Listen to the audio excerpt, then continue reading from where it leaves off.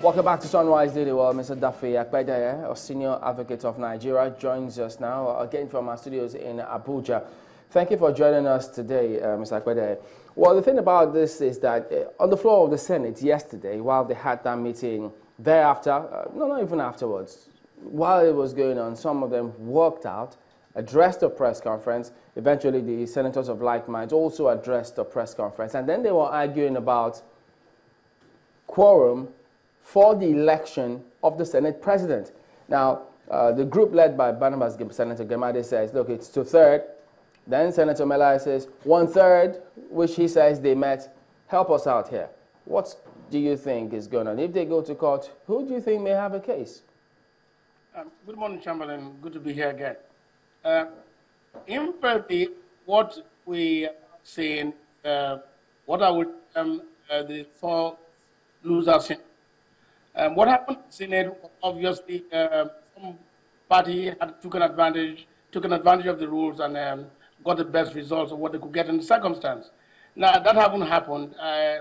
It behoves on everybody that the business of governance of the country has started. And for me, that's where the focus could be now. It's not a question of quorum or no quorum. It's an argument which will be very difficult to sustain. It's an argument which, as the quorum stated, whether it's 1/3 or 2/3.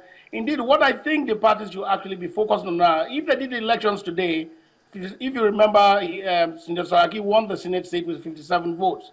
If they did it again tomorrow and that stays the same way, he will win again.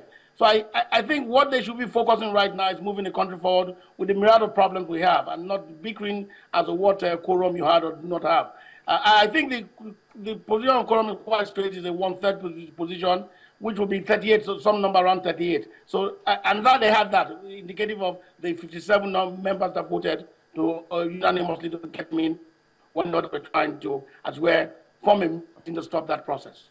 Part of the argument they put out there, the reason why they want to just sort this out and not just move on, as many suggest, is that, look, we've got a plan and a program that we promised Nigerians of what we're going to achieve. How are we going to work it out now, especially if you have a Senate president who is not a choice of the political party, you have a deputy Senate president who's clearly not a choice of the political party. How do they harmonize their plans and program, bring it to the Senate, and then the bill passes maybe smoothly, as it were?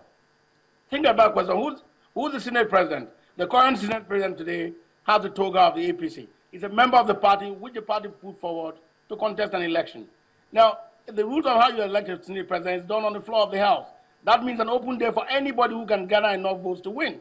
Now he has won against the wishes of the party as well because the party had a favored candidate.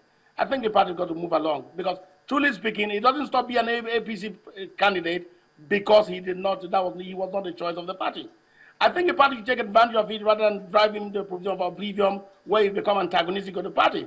Because as it is right now, he does have the numbers. And since the numbers in his favor, it's in the interest of the party and indeed Nigerians for them to move along and work along with him. You know, it's very interesting that you put it the way you have. You said he has the toga of the APC. In other words, he could belong somewhere else, but, you know, he's just wearing your cloth.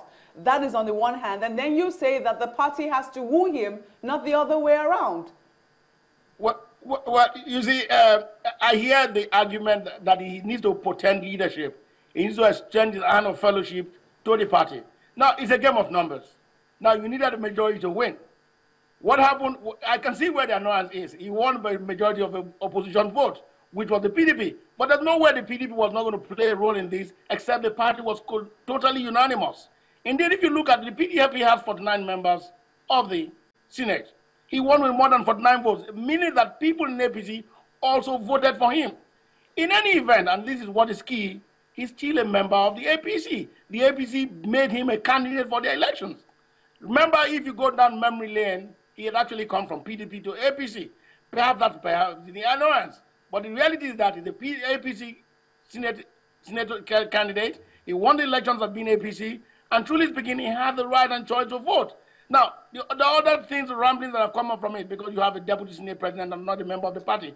But the Constitution doesn't frown against that. And that's the trade-off when you get to politics. If you don't get your house in order, some other person will take it away from you. But Mr. Akpede, you know what is interesting as well? I mean, yesterday, when the members called a meeting, I think the APC members, there were about 29 of them. It wasn't all 51 who were not present or 53 who were not present. Interesting point. If this election will happen again tomorrow, indeed, he might get more than 57. So because not everybody who is in 51 will vote the other way. And I think the APC needs to understand that and realize that this has gone past them. Because the more they speak about it, the more positions crystallize against them, and perhaps the more the things go against them. This man is still your candidate. This man has gotten enough votes to win. So why don't you swim with the tide rather than fight the tide?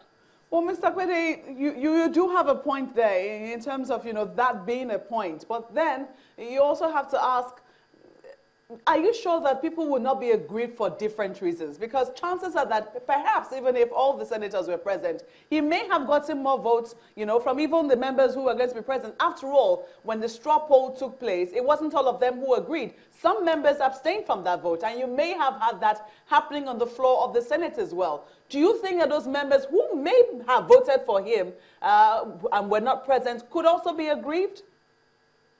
Why would they be aggrieved if they are going to vote for him and he actually won without their votes?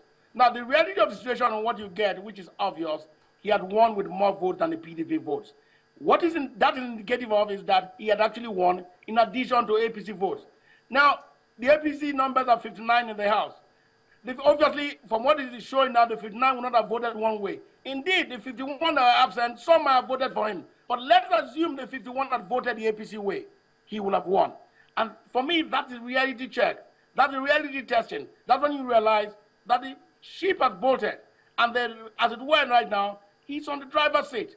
Why don't you blame him? He's still a member of your party. Rather than this bickering and trying to pull him down and making him crystallize in a position that will be antagonistic with you and give the opposition party a chance to take a central hold of him, it's time for you to think that, wait a minute, we lost on this time. Let's make the best of it. The question then will be, how do you then deal with a deputy Senate president who's not a member of their party at all? Now, I hear all sorts of things being mentioned about how important deputy Senate president is. As long as the president is on seat, really the deputy president is not a figurehead and toes the line of the president. Truly speaking, the president of the Senate drives the Senate. It's his choice to decide what happens in the Senate. It's he that gives anybody that wants to speak. Now, having said that, this marriage of convenience had to happen for him to win. Now, what question you ask yourself, is it unconstitutional for this to happen? No. It's a marriage of convenience. What they've done is a collabo here for them to get what they want. Haven't gotten this, and this APC should have realized that this could have happened. Because all through the period of time prior to this election, he said, look, I'm not going to any trouble. I'm not going to do any shadow thing. We're going to meet on the floor of the Senate to decide this. If they had the house in order and had thought through this, they would have realized it would have happened. Mind you, what is interesting also, if you go to the lower chambers, where the entire members were present, the favored candidates also lost. What is that indicative of? If you don't get your house totally in one order, then as it were, you must think about it. And that brings me to the next issue of having to force leadership on people. The party should have realized that, wait a minute, who is more popular of this candidate? Is it possible that this candidate can get votes from somewhere else? If they thought through this, then they will realize that, wait a minute, the learning curve here is this. You need to get a choice that can swim on its own. And this is what has happened here.